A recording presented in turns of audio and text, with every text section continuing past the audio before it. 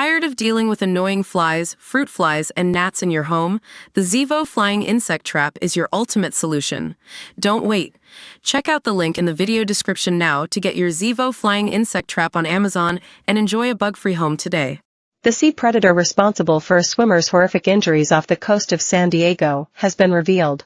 Experts at the Shark Lab at California State Long Beach analyzed DNA from the wetsuit Caleb Adams was wearing when he was attacked on June 2nd. And the bite marks on the fabric. They have since determined that Adams, 46, was bitten by a juvenile white shark that is believed to be around 9 feet long and between 6 to 8 years old, the San Diego Union-Tribune reports. But it remains unclear what drew the shark to attack Adams, as he was swimming with more than a dozen others about 100 yards off the shore of Del Mar, California. He suffered major wounds to his torso, left arm and hand during the attack, with photos obtained by the Today Show showing deep gashes across his upper body. Adams has since described feeling the shark grab at him, and his efforts to fight back. "I tussled with the animal for what was seconds," he told the Today Show. "The second time I struck the animal, I felt a softer tissue. I'm going to speculate that was in the shark's mouth, and I have several cuts on my hands and wrist." Friends and lifeguards have said they heard Adams screaming, and used surfboards to help him back onto the shore.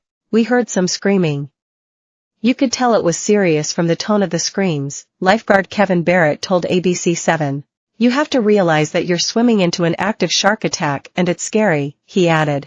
"But there's not really an alternative, and he's one of our own and we've got to bring him in." When they swam up to Adams, they saw he was bleeding profusely.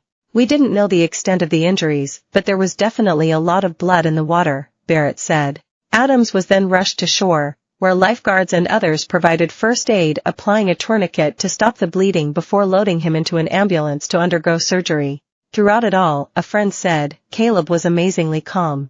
He is now continuing to recover from his wounds, and said he feels lucky that he survived. "I think my wounds reflect that it was only a portion of what the shark could have done, so I can consider myself really lucky," Adams told CBS 8 San Diego, adding that he is now only swimming in a pool. It remains unclear whether the shark that bit Adams may still be in the area, which experts say is a haven for juvenile sharks.